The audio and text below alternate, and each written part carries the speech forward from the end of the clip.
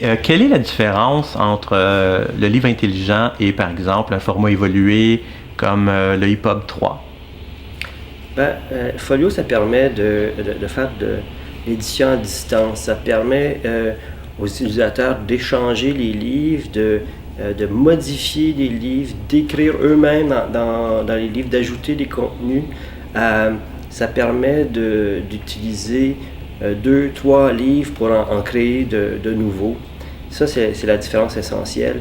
Il y a aussi le fait que les livres peuvent communiquer entre eux et envoyer des données, par exemple, vers des serveurs centraux où on peut agréger les résultats. Ça peut être traité par les éditeurs, ça peut être traité par des scientifiques même.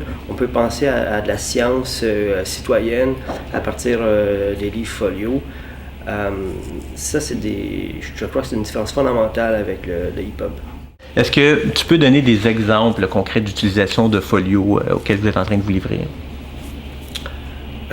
Oui, par exemple, on fait des exemples où il y a des expériences de physique. Et puis, on intègre dans les livres Folio à la fois des sites web via des iframes qu'on peut intégrer dans les pages, des équations mathématiques manipulables, des vidéos qui sont reliées aux manipulations.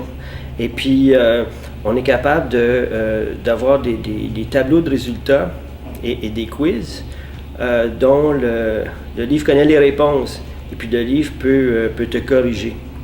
Fait que là, grâce à ça, on explore beaucoup ce qui se fait dans le domaine, ce qui peut se faire dans le domaine de la pédagogie, mais on va aussi explorer avec des techniques similaires ce qui peut se faire dans le livre de voyage, le livre de cuisine, par exemple. Là, on est en discussion avec quelqu'un pour faire un livre de cuisine intelligent qui communique avec les instruments de mesure comme la balance, et puis qui est capable de modifier les recettes lui-même en fonction des ingrédients dont tu disposes puis du nombre d'invités que tu veux servir. Est-ce que Folio va être en fait en mesure de s'adapter à toutes les plateformes qui existent pour lire des livres? Non, et oui. C'est qu'on ne croit pas beaucoup à des plateformes dédiées. Le format Folio va pouvoir être lu à terme dans tous les navigateurs, de sorte que ça va être facile de le lire sur ton laptop, sur ton PC, dans Windows, sur Android, dans tout ce qui est Apple, Mac. Et puis Mais est-ce que ça va se lire sur les tablettes de lecture, par exemple? Dans certains cas, oui, du moment que les fonctionnalités ne sont pas trop avancées. Si on veut des fonctionnalités de haut niveau, on ne pourra pas lire ça sur les tablettes d'Amazon, par exemple, parce que le support ne permet pas la sophistication qu'on veut atteindre avec Folio. Mais certaines déclinaisons de livres Folio pourront être lues, oui, sur des tablettes plus traditionnelles.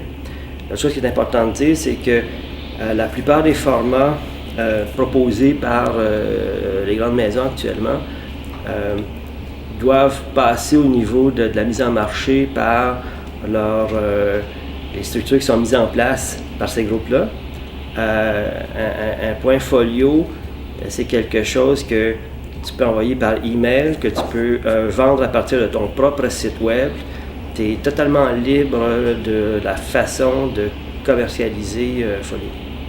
D'une part, on est entièrement libre de la façon de vendre, de distribuer un point Folio, mais aussi, et on maîtrise déjà cette technique-là, on peut transformer un point Folio en app qui peut se vendre parfaitement bien sur le App Store.